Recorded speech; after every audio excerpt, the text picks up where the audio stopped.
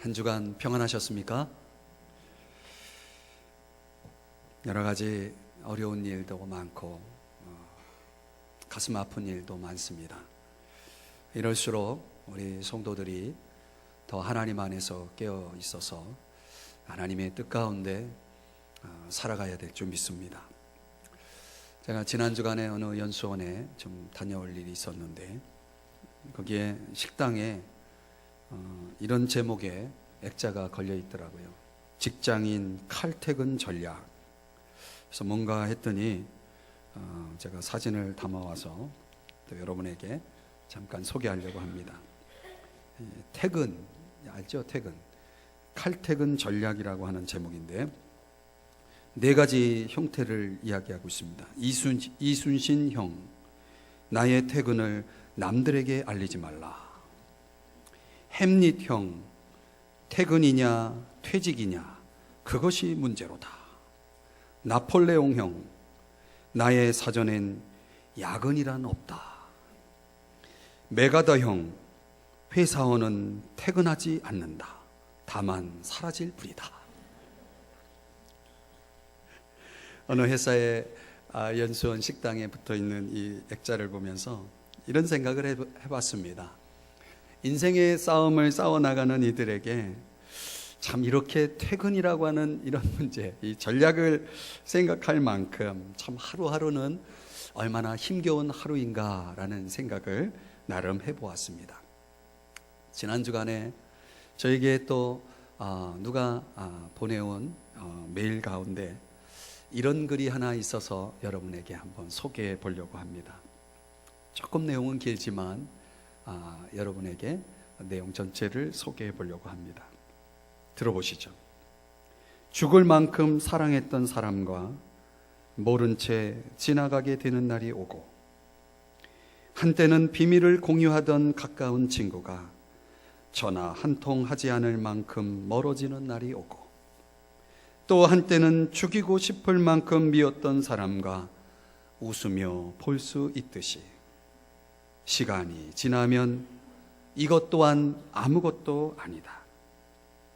변해버린 사람을 탓하지 않고 떠나버린 사람을 붙잡지 말고 그냥 그렇게 봄날이 가고 여름이 오듯 내가 의도적으로 멀리하지 않아도 스치고 떠날 사람은 자연히 멀어지게 되고, 내가 아둥바둥 매달리지 않더라도 내 옆에 남을 사람은 무슨 일이 있더라도 알아서 내 옆에 남아준다.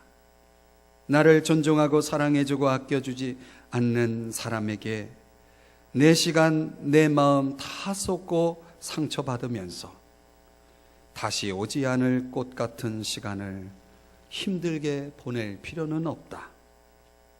비바람 불어 흙탕물을 뒤집어 썼다고 꽃이 아니더냐. 다음에 내릴 비가 씻어준다. 실수들은 누구나 하는 거다. 아기가 걸어 다니기까지 3000번은 넘어지고야 겨우 걷는 법을 배운다. 나는 3000번을 이미 넘어졌다가 일어난 사람인데 별것도 아닌 일에 좌절하냐. 이 세상에서 가장 슬픈 것은 너무 일찍 죽음을 생각하게 되는 것이고, 가장 불행한 것은 너무 늦게 사랑을 깨우치는 것이다. 이런 글입니다. 이 글을 보면서 하늘 아래에 있는 것이 다 이런 거 아닌가라는 생각을 해보았습니다. 살아가면서 우리가 겪고 있는 그런 모든 일들 가만히 들여다보면 그렇게 아파할 만한 일도 아니고 또 그렇게 낙심할 만한 일도 아니지 않는가. 다 지나가는 것, 그 속에서 우리가 이제 우리의 인생 속에서 정말 놓치지 말아야 할 그 무엇을 간직할 수 있다면 그래도 우리는 살아갈 가치가 있고, 또 한 교수의 이야기처럼 이제 우리의 남은 날은 살아갈 기적밖에 없는 것이죠.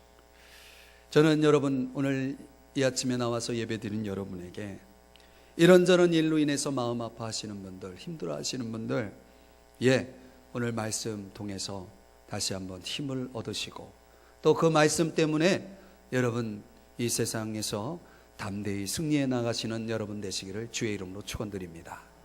신앙을 갖게 되는 동기를 보면요, 제가 목회하면서 만나는 두 종류의 사람이 있습니다.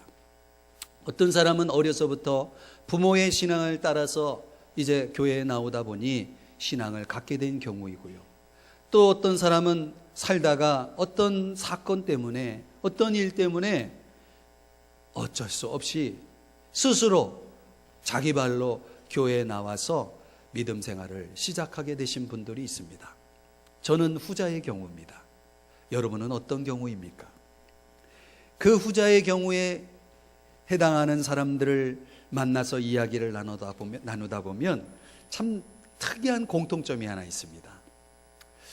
그것은 무엇이냐면 그들의 인생의 고통 속에서, 그 역경 속에서 뭔가 붙잡아야 될, 우리로 말하면 하나님의 도움을 바라는 그런 간절한 마음 때문에 나왔다가 그 문제를 통해서 하나님을 만나는 경우이라는 것이죠. 가만히 생각해 보면 그들에게 그런 아픔이 없고 실패가 없었다면 전혀 하나님을 믿을 것 같지 않은 사람들, 전혀 하나님을 의지하지 않을 것 같은 사람들이 있다는 것이죠. 한 설교가가 이런 말을 했습니다. 한번 따라해 보실래요? 실패란 인간의 한계를 인식시켜주는 하나님의 은혜다. 그렇지 않습니까? 우리로 하여금 그런 한계를 통해서 맛보게 하시는 하나님의 은혜, 그 실패라는 그 사실 앞에 저와 여러분이 그 속에 담겨진 어떤 신비가 있다면 거기에 하나님의 은혜가 있다는 사실입니다.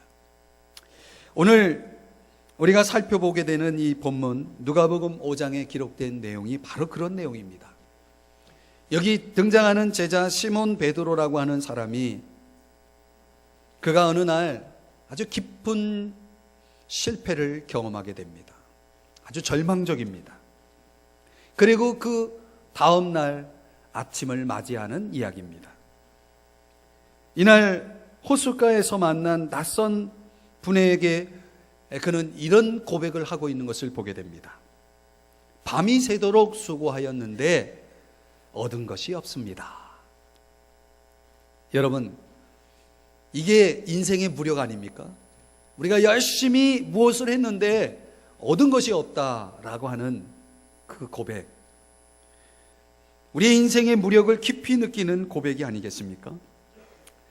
우리의 지난 날들을 생각해 보면요, 사실 모든 것이 생각대로 계획대로 잘 되어질 때도 있지만 뭔가 막히고 한 치 앞도 나아갈 수 없는, 그런 내다볼 수 없는 그런 큰 산을 만나고 벽을 만날 때가 참 많이 있는 거죠.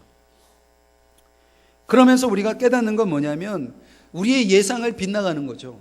전혀 우리의 계획 속에 들어와 있지 않는 무엇이 일어날 때에 우리가 당황하게 되는 것이죠.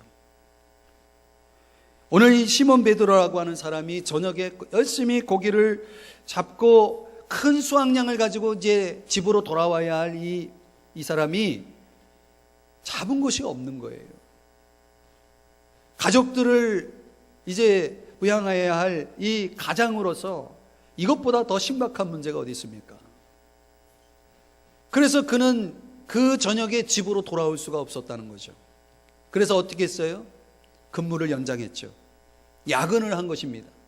밤이 새도록 열심히 그물을 내려서 잡으려고 했는데 결과는요, 전혀 얻은 것이 없게 되었다는 것입니다. 여러분, 우리가 살아가면서 이렇게 열심히 무엇을 최선을 다해서 해도 될 때가 있지만 그렇지 않을 때도 있다는 것이죠. 이런 얻은 것이 없는 실패의 밤을 맞이한 이 베드로라고 하는 사람에게 오늘 우리가 우리의 시선을 한번 주목해 봤으면 좋겠습니다. 왜냐하면 우리도 그가 경험한 삶을 경험할 수 있기 때문에 그렇습니다. 자, 그럴 때 우리가 해야 할 일은 무엇일까요? 그런 실패의 밤을 맞이한 자들이 해야 할 일은 무엇일까요? 오늘 베드로는 어떻게 했는지 함께 여러분들과 같이 묵상하면서 오늘 우리 함께 은혜를 나누고자 합니다. 자, 실패의 밤에 우리가 할 일은 무엇일까요? 첫 번째로는 한번 따라합시다. 포기하지 말자. 여러분 성경 2절을 한번 보시겠습니다. 우리 성경 누가복음 5장 2절의 말씀에 보면, 자, 호숫가에 배 두 척이 있는 것을 보시니 어부들은 배에서 나와서 무엇을 하고 있습니까? 그물을 씻는지라. 마태복음 4장 21절의 말씀에 보면은요, 다른 성경에 보면 그물을 깁는 행위를 하고 있었다, 즉 그물을 수선하고 있었다라고 하는 그런 말씀으로 기록되어 있습니다. 자, 어떤 의미일까요? 어부가 그물을 씻고 그물을 수선하는 이유가 뭡니까? 왜 그렇게 할까요? 내일을 위해서죠. 다시 말하면 베드로가 오늘은 허탕이었지만 내일은 다시 그물을 내리겠다라는 의미 아니겠습니까? 무슨 말이에요? 시몬 베드로가 포기하지 않았다는 얘기죠. 고기잡이를 이제 포기할 것이 아니라 어제의 실패 때문에 지금 내일을 포기할 수 없다라고 하는 그런 어떤 마음을 가지고 그물을 씻고 그물을 정돈하고 수선하는 일들을 지금 하고 있었다는 것이죠. 여러분, 하나님이 제일 쓰기 어려운 사람이 있다면 그는 인생을 포기한 사람입니다. 인생을 포기하는 데 있어서, 포기한 사람에게 있어서 하나님이 하실 수 있는 일이 없어요. 왜냐하면 하나님은 우리의 의지를 사용하시는 분이시기 때문에 그렇습니다. 여러분, 비록 다른 사람들이 다 나를 포기해도 나는 나를 포기해서는 안 된다는 것입니다. 다른 사람이 나를 다 인정하지 않고 다 손을 놓고 있을지라도 저와 여러분은 포기하지 말아야 합니다. 거기에 희망이 있는 것입니다. 아주 오래전 등반가들 가운데 에베레스트 산을 정복할 때에 그때 수많은 사람들이 실패하고 또 실패하고 했습니다. 그때 몇몇 청년들이 다시 등정을 결심하고 그 산에 오르고자 할 때에 한 심리학자가 그 산을 정복하기 위해 나서는 4명의 청년에게 물었습니다. 과연 당신들은 저 산을 정복하리라 믿는가? 그러자 한 청년이 말합니다. 그러기를 바랍니다. 또 말합니다. 최선을 다하겠습니다. 또 말합니다. 한번 해보겠습니다. 그 중에 4번째 청년은 이렇게 말합니다. 할 수 있습니다. 할 수 있습니다. 해낼 것입니다. 여러분, 결과는 어떻게 되었을까요?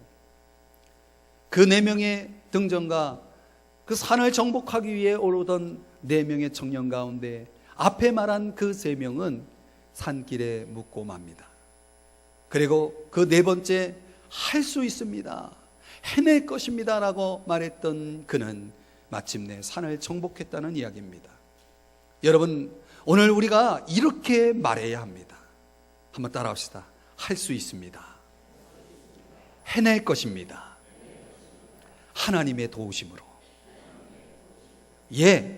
우리의 삶의 여정은 우리 한 사람이 걸어가는 인생이 아니라 하나님이 함께 하시는, 하나님의 도우심이 함께하는 그런 삶을 살아가고 있다는 사실을 우리는 기억할 필요가 있습니다. 오늘 그 짐 위트카라고 하는 그 청년이 고백했던 것처럼 하나님이 도우신다면 저와 여러분은 할 수 있는 줄 믿습니다. 샘 병원의 모토가 있습니다. 3가지가 있는데요. 서두르지 말라, 기대하지 말라, 포기하지 말라. 이 말의 의미는 너무 서두르다 보면 실수하기가 쉽다는 거죠. 기대하지 말라라고 하는 것은 꿈을 갖지 말라는 뜻이 아니고 너무 기대치를 높이지 말라는 얘기입니다. 기대치가 높으면 실망도 큰 법이기 때문에 그렇습니다. 그 병원에는 이 윈스턴 처칠의 명언과도 맥을 같지 않은 포기하지 말라는 모토를 가지고 있다고 합니다. 여러분, 실패의 밤에 저와 여러분이 해야 할 일이 있다면 포기하지 말아야 합니다. 두 번째는 실패의 밤을 맞이한 우리가 해야 할 일은, 한번 따라합시다. 예수님을 영접해야 한다. 예수님을 영접해야 한다. 오늘 성경 5장 3절의 말씀을 한번 보시겠습니다. 자, 거기에 보면은 이런 말씀이 나옵니다. 예수께서 한 배에 오르시니 그 배는 시몬의 배라.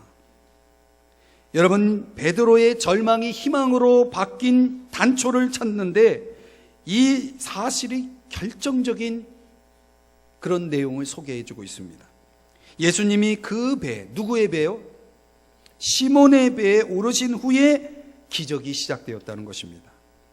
오늘 본문의 2절에 보면은 배 두 척이 그 게네사라 호숫가에 있었습니다. 한 배는 야고보와 요한의 배였고 또 한 배는 시몬 베드로와 안드레 형제가 운영하는 배였습니다. 10절의 말씀에 보면 이 두 배에 타고 있던 사람들은 서로 일종의 동업자입니다. 아마도 예수님은 그날 아침 호숫가에 모인 많은 무리들을 향해서 말씀을 가르쳐야 할 필요를 가졌던 것 같습니다. 그런데 여러분, 혹시 이스라엘 성지순례를 다녀오신 분은 보셨겠지만 이 게네사라 호숫가에 가면은, 호숫가에서 배를 타고 있으면 주변에 그 산들이 둘러싸여 있는데 마치 야외 광장처럼 무대에 서 있고, 그리고 앞을 보면 이렇게 경사가 돼 있는 무대가 펼쳐져 있는 것과 같습니다. 그래서 소리를 내면 마치 마이크를 사용하는 것처럼 소리 전달이 잘 되는 아주 특이한 지형적 조건을 가지고 있습니다. 예수님이 배에 오르셔서 지금 무엇을 하고 계시는지 보시면 3절에 보면 무리를 가르치시더니, 바로 이런 의미에서 그런 내용을 소개하고 있는 것입니다. 그런데 예수님이 그 일들을 하기 위해서 지금 누구의 배에 오르셨냐면 시몬의 배에 올랐다는 것입니다. 이것은 우리가 좀 생각해 볼 일이 있습니다. 왜냐하면 시몬은 지금 밤이 새도록 수고했지만 얻은 것이 없는 허탕을 친 날입니다. 사람이 심리적으로 이런 날을 맞이하면 어떻습니까? 짜증나고 답답하고 누가 조금 툭 건드려도 신경질이 나가지고 말이죠, 뚜껑이 열리고 막 그러지 않습니까? 그런데 여러분, 시몬이 지금 쾌히 예수님이 그 배를 사용할 수 있도록 제공하고 있다는 사실입니다. 밤새도록 고기 잡고 피곤할 그 시몬이 그 배를 제공하고 있는 모습을 보게 됩니다. 성경에 보면 예수님께서 하시는 일들 가운데 사람들에게 무엇을 요구하실 때 마치 그 소유권을 가지고 있는 것처럼 예수님이 말씀하실 때가 참 많이 있습니다. 예수님이 그런 요구를 하실 수 있는 근거는 무엇일까요? 도대체 예수님은 왜 마치 주인이신 양 무엇을 사람들에게 요구하실까요? 그것은 바로 정말 예수님이 인생의 주인이 되시기 때문에 그렇습니다. 여러분, 우리가 살아가면서, 그래서 우리가 믿음 생활하면서 예수님을 뭐라고 부릅니까? 주님이라고 부릅니다. 오늘 본문 8절을 한번 보시겠습니다. 성경 8절에 보시면 시몬 베드로가 이를 보고 예수의 무릎 아래에 엎드려 이르되, 그 다음에 뭐라고 부릅니까? 주여, 나를 떠나소서, 나는 죄인이로소이다. 여기 중요한 사실이 있습니다. 오늘 이 기적의 현장에서 시몬 베드로가 회개하는 순간 두 가지를 깨닫습니다. 첫째는 예수님이 하나님이시라는 사실을 깨닫습니다. 왜 그렇습니까? 오늘 이 예수님이 놀랍게도 자연의 법칙으로는 해석할 수 없는 어떤 일들을 하십니다. 상식적으로 볼 때에는, 자연의 법칙으로 보면은 지금 고기가 있을 수 없는 장소를, 아니 그 게네사라 호숫가에 그 바닷속에 있는 고기가 모여 있는 곳을 정확하게 지적하고 그것을 가라고 이렇게 말씀하시는 것을 보게 됩니다. 모든 피조물을 속속들이 들여다보시는 주님처럼 이것은 인간이 할 수 없는 일이죠. 예수님이 친히 하나님이심을 보여주는 그런 증거인 것입니다. 여러분, 우리가 그리스도인이라면 예수님을 하나님의 아들로 하나님으로 깨닫고 있는 사람이어야 합니다. 그렇게 고백하는 사람이야말로 진정 그리스도인이라 말할 수 있습니다. 하나님은 어떤 분이십니까? 모든 것을 아시는 분이십니다. 모든 피조물을 자신의 주권대로 움직이시는 분이시라고 믿으셔야 합니다. 그것이 진정 하나님이신 거죠. 지금 베드로는 그 사실을 경험하고 있는 것입니다. 예수님은 하나님의 아들이십니다라고 고백하고 있는 것입니다. 두 번째는 자신이 죄인이라는 사실을 깨달았다는 사실입니다. 여러분, 고기를 많이 잡은 것과 자신이 죄인이라는 사실을 어떤 관련성을 가지고 이런 지금 내용을, 이런 고백을 하고 있을까요? 여러분, 바닷속에서 펼쳐지고 있는 그런 상황을 인간은 알 수가 없습니다. 그런데 예수님은 깊은 데로 가서 그물을 내려라. 그래서 가서 내렸더니 고기가 어마어마하게 잡힌 거예요. 근데 베드로의 생각에는 그 시간에 그 장소에는 고기가 없어야 맞아요. 그런데 예수님이 그렇게 말씀하신 거예요. 자, 이것은 예수님이 바닷속을 훤히 들여다보고 계시다는 사실입니다. 그것을 보여주고 있는 증거죠. 바닷속을 훤히 들여다보시는 주님이 베드로의 마음은 못 보셨을까요? 그걸 깨달은 거죠. 만물을 다스리시는 주님이 나를 다스린다는 사실을 깨달았을 때, 만물 속을 들여다보시는 주님이 내 마음속을 들여다보신다는 사실을 깨달았을 때 베드로는 깨달은 거죠. 내가 죄인이라는 사실을 깨달은 거죠. 얼마나 놀라운 일이에요, 여러분. 그때 그는 예수님을 자신의 배로 초대합니다. 주님, 저의 배를 쓰십시오. 주님, 저의 인생의 배를 쓰십시오라고 고백하는 것입니다. 여러분, 실패를 디디고 일어서는 그리스도인의 비밀이 바로 여기 있습니다. 여러분, 실패했다고 여겨지는 내 인생의 영역에 주님을 초대해 보시기를 바랍니다. 그분을 여러분의 주인으로 모셔 보시기를 바랍니다. 그때에 여러분 인생의 주인 되시는 그분이 여러분의 삶의 기적을 이루어 주실 것을 믿으시기를 바랍니다. 주님을 주인으로 모셔야 합니다. 세 번째, 실패의 밤에 저와 여러분이 해야 할 일은 한번 따라 하실까요? 예수님께 순종해야 한다. 여러분, 우리가 예수님을 주인으로 영접한다라고 하는 의미는 다름 아닌 이제부터 나의 주인 되시는 예수님의 말씀대로 살겠다라고 하는 고백이라는 사실을 아셔야 합니다. 많은 그리스도인들이 아직도 주님께 순종하는 삶을 살지 못하는 이유는 무엇일까요?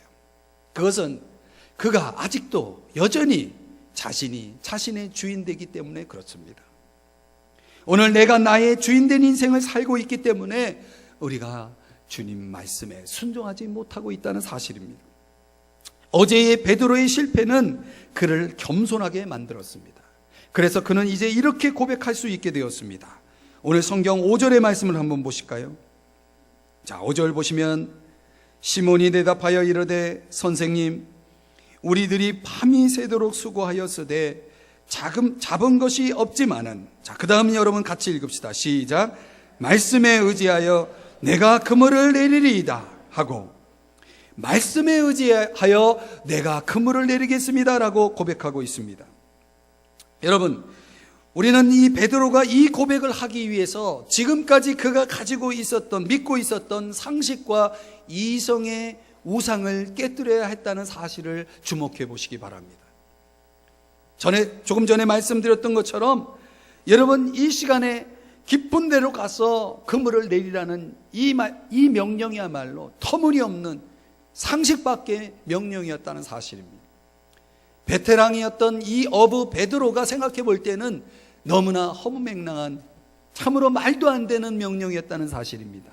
그때 베드로는 이제 그가 무엇을 고백하고 있습니까? 말씀에 의지해서, 내 상식으로는, 내 이성으로는 도저히 용납할 수 없는, 도저히 이해할 수 없는 그 명령 앞에 내가 그 말씀에 의지해서, 내가 이해할 수 없는 그 말씀에 의지해서 내가 그물을 내리겠습니다라고 말합니다.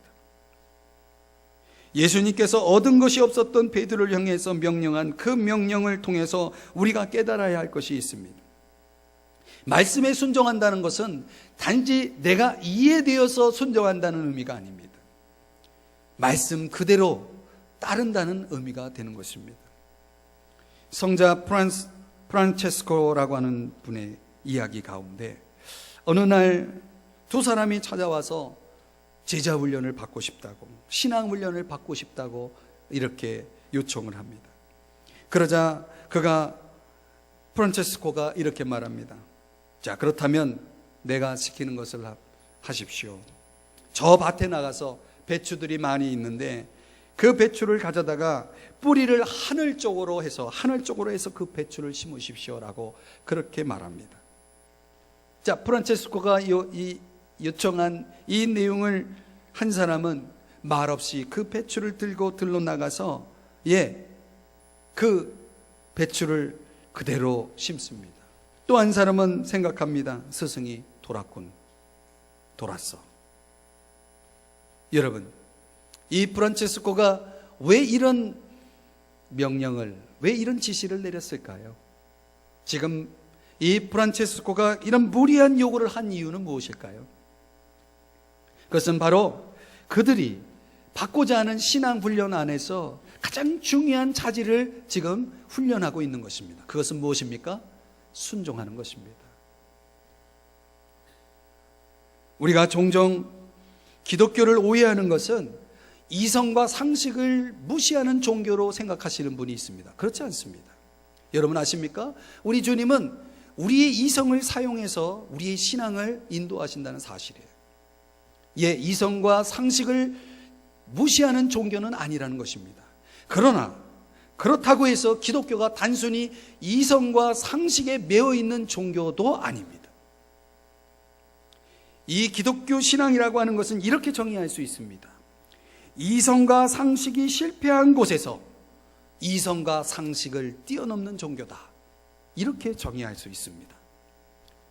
만약 그분이 하나님이시라면, 단순히 우리의 상식 안에 갇혀 있는 그런 정도의 신이라면 굳이 신이 필요할까요?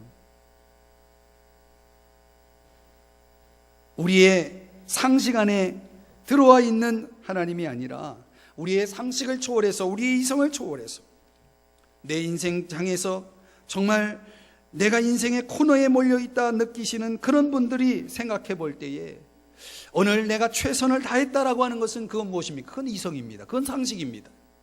그러나 그렇게 되지 않을 때에, 최선에도 불구하고 우리에게 쥐어지는 것이 없을 때에 저와 여러분이 할 수 있는 건 뭐냐면 이성과 상식을 초월하는 그 무엇을 기대하는 거 아니겠습니까? 그것이 기독교 신앙이라는 거예요. 그렇기 때문에 여러분, 순종이라고 하는 것은 그런 차원에서, 우리가 이해하는 그런 차원에서의 순종이 아니라 우리가 이해할 수 없는 그런 말씀에도 불구하고 우리가 말씀에 의지해서 그물을 내리는 순종이 있을 때에 그때 일들이 일어나는 거예요. 그 주인이신 하나님의 역사가 그때 일어난다는 것입니다. 하나님을 떠나 내 판단만으로 인생을 살아가는 것이, 그것이 죄인의 삶이에요. 자, 오늘 8절의 말씀을 다시 보시면 주인 되신 그분 앞에 엎드려 베드로는 이렇게 고백합니다. 저는 죄인입니다. 저는 죄인입니다. 여러분, 이 놀라운 기적을 맛본 베드로의 고백입니다. 저는 죄인입니다. 여러분, 우리는 이 사실을 깨달아야 합니다. 우리의 일상 속에서 저와 여러분이 깨달아야 할 중요한 진리가 있다면 그것은 뭐냐면 내가 죄인이라는 사실입니다.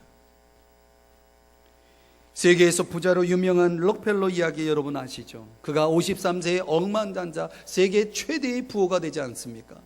그런데 그는 그때까지 전혀 행복하지 않았다는 것입니다. 그 이유는 그가 가지고 있었던 이 알로피셔라고 하는 이 탈모증 비슷한 병에 걸려 있어서 그는 참으로 먹지도 못하고 제대로 자지도 못하는, 머리카락이 눈썹이 빠져가는 그런, 계속해서 말라가는 그런 병에 걸려 있었던 것이죠. 여러분, 그가 세계에서 가장 최고의 부자였지만 그 부가 자신의 그 연약한 그 몸을 고치지 못했다는 사실입니다. 사업도 잘 되고 돈은 많이 벌어지는데 자기가 살아가는 삶의 내용을 보니 너무나 괴로운 거예요. 그 순간 그가 깨달은 게 무엇일까요? 이 많은 재산이 무슨 의미가 있는가라는 사실을 깨달았다는 것입니다. 그리고 그는 침대 앞에 무릎을 꿇고 기도합니다. 주님, 제가 가지고 있는 돈은 아무것도 아니군요. 아무것도 아니군요. 하나님이 저와 저의 모든 것이, 저의 인생의 모든 것이 되심을 고백합니다. 그리고 하나님 앞에 무릎을 꿇고 기도하기 시작합니다. 그리고 그는 기도와 함께 새벽을 맞이합니다. 그런데 그의 인생에 놀라운 변화가 일어났습니다. 그동안 피상적으로 나갔던 교회 예배는 이제 더 이상 그에게 있어서 그런 의미의 예배가 되지 않습니다. 이제 진지하게 하나님을 예배합니다. 그리고 하나님 앞에 이제 성실하게 믿음 생활을 하게 되고 하나님과의 교제를 회복합니다. 그러면서 그는 이제 록펠러 재단이라는 것을 만들어서 가난한 사람들을 돕는 의료 사업을 이제 위해서 자기의 재산을 쏟아붓기 시작합니다. 그런데 이런 결단을 내린 직후에 그에게 그 몸에 일어난 변화는 잘 먹기 시작하는 겁니다. 잘 자기 시작하는 겁니다. 여러분, 의사들은 그가 거의 55세를 넘기기 어려울 것이라고 얘기했지만 그는 무려 98세까지 살게 됩니다. 사랑하는 여러분, 그에게 일어난 기적의 비결은 무엇입니까? 그가 주님을 다시 그의 인생의 중심에 모셔드리고 그분에게 모든 걸 맡기며 그의 인생을 시작했을 때에, 주님의 말씀에 순종하고 그 말씀을 따라 행할 때에 그에게 일어난 기적입니다. 어느 청교도 교인이, 아주 큰 부자인 교인이 있었습니다. 많은 사람들은 그를 존경하고 지혜를 배우기 원했습니다. 그래서 한 젊은이가 그에게 찾아와서 이렇게 물었습니다. 당신은 큰 부자로서 많은 사람에게 존경을 받는데 그 비결이 무엇이냐고 물었습니다. 그때 자기의 3가지 신조가 있다라고 말합니다. 첫째는 술 마시지 않는다. 두 번째는 고생을 두려워하지 않고 열심히 일한다. 세 번째는 하나님만 믿고 만사에 의심하지 않고 생활하는 것이다. 이렇게 이제 그가 그런 신조를 가지고 살았다는 것을 이야기합니다. 그래서 젊은이가 말합니다. 아니, 그거는 어린아이라도 다 아는 내용이라고, 누가 그런 걸 모르냐고 이렇게 이야기를 합니다. 그러자 여러분 들어보십시오.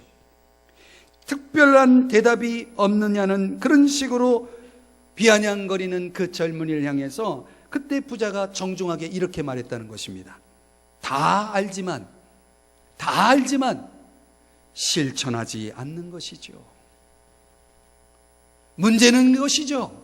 다 알지만 실천하지 않는 것이 문제죠. 사랑하는 여러분, 지성인의 약점이 뭡니까? 알지만 실천하지 못한다는 거죠.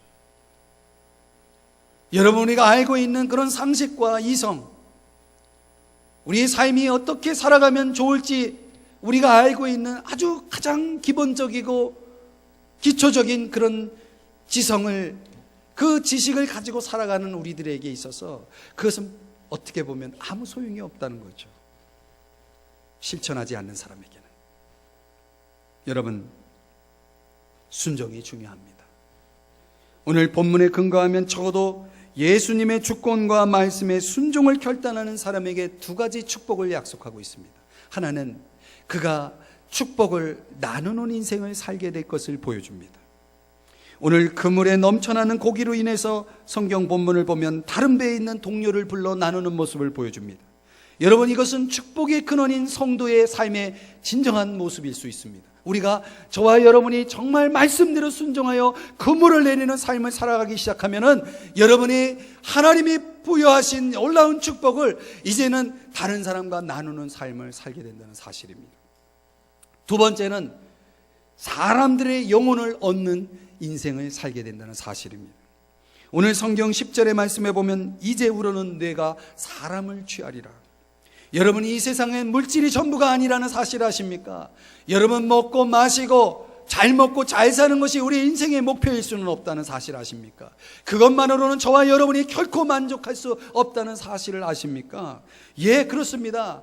여러분, 저와 여러분이 단지 내가 잘 먹고 잘 사는 인생 안에서 만족할 수 있다면, 예, 우리 인생은 참으로 허무한 것입니다.